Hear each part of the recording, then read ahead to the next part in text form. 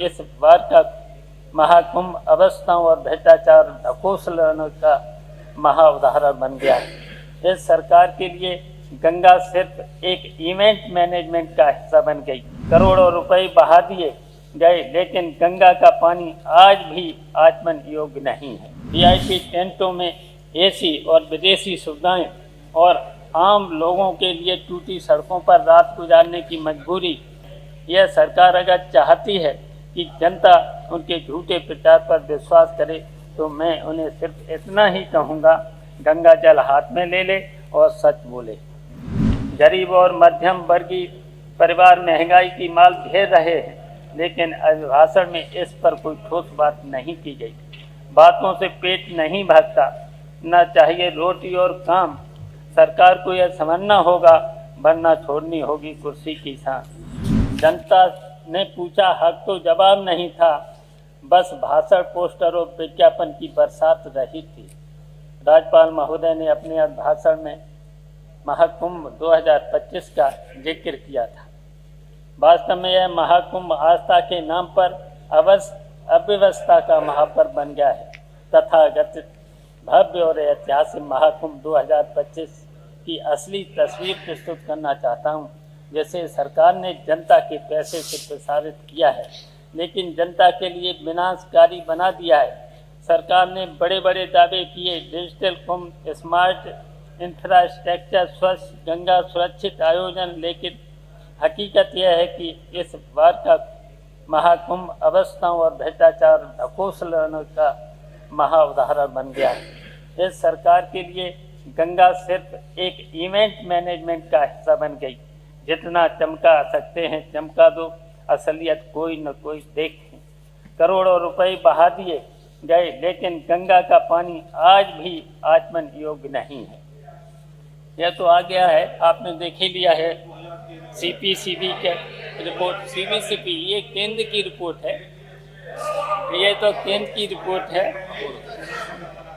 करोड़ों बहा दिए, लेकिन गंगा का पानी आज भी आचमन योग्य नहीं है। सरकार ने डिजिटल और हाईटेक शब्दों को जादुई मंत्र बना दिया है ताकि हर को प्रबंधन को छुपाया जा सके।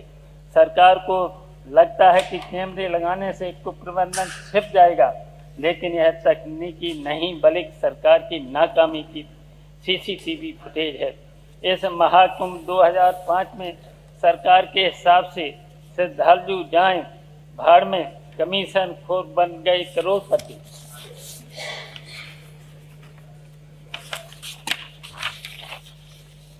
वीआईपी टेंटों में एसी और विदेशी सुविधाएं और आम लोगों के लिए टूटी सड़कों पर रात गुजारने की मजबूरी। इस सरकार में कुंभ का असली दर्शन यह है कि भक्तों को धक्के मिले और ठेकेदारों को चेक मिले। इससे सिद्ध होता है कि इस सरकार के असली धन प्रचार और इवेंट मैनेजमेंट है।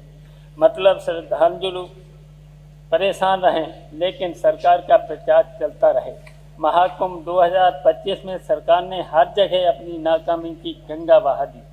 श्रद्धालुओं के लिए इससे सिर्फ संघर्ष और परेशानी आई है। यही सरकार धर्म के नाम पर सिर्फ घोषणाओं का स्नान करा रही है। माननीय अध्यक्ष महोदय, यह सरकार अगर चाहती है कि जनता उनके झूठे प्रचार पर विश्वास करे तो मैं उन्हें सिर्फ इतना ही कहूँगा, गंगा जल हाथ में ले ले और सच बोले। प्रदेश के किसान लगातार संकट में हैं, उन्हें उनकी फसलों का उचित मूल्य नहीं मिल रहा है। बिजली संकट और सिंचाई की समस्याएं बनी हुई हैं, लेकिन अभिभाषण में किसानों की तकलीफों का कहीं कोई जिक्र नहीं किया है। सरकार की कथित किसान हितैषी नीतियां सिर्फ कागजों तक सीमित रह गई हैं। प्रदेश कानून व्यवस्था की स्थिति दिन ब दिन खराब होती जा रही है। महिलाओं के खिलाफ अपराध बढ़ रहे हैं। व्यापारी और आम नागरिक असुरक्षित महसूस कर रहे हैं, लेकिन सरकार मूक दर्शक बनी हुई है। राज्यपाल महोदय के अभिभाषण में इस गंभीर समस्या का नजरअंदाज किया गया है।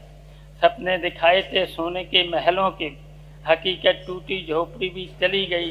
डबल इंजन का नारा दिया था, पर ट्रैक पर ही पटरियां पड़ी रह गई।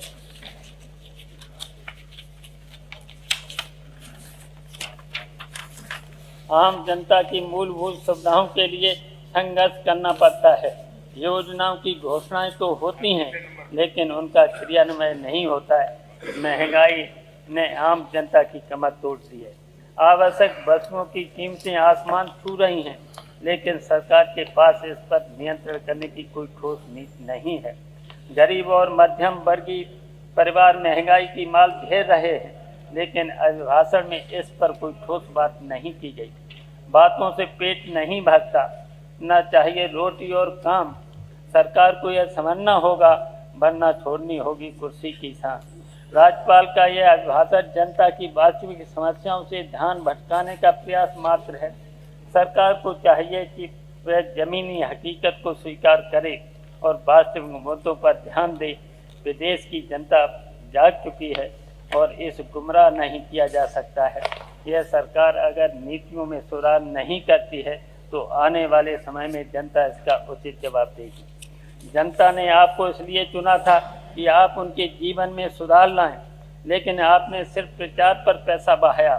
समाजवादी पार्टी की सरकार अब आएगी, तब फिर से विकास का पहिया दौड़ेगा और हर गांव, गरीब किसान और युवाओं का उसका हक मिलेगा। जनता का फैसला जल्द आएगा, फिर से समाजवाद लौट के आएगा। जिन्होंने गरीबों को ठगा है, उनका ताज खुद ही गिर जाएगा। इन्हीं सपनों के साथ अधिष्ठाता महोदय जो हमने सुझाव दिए हैं उनको जोड़ा जाए, उन पर अमल किया जाए।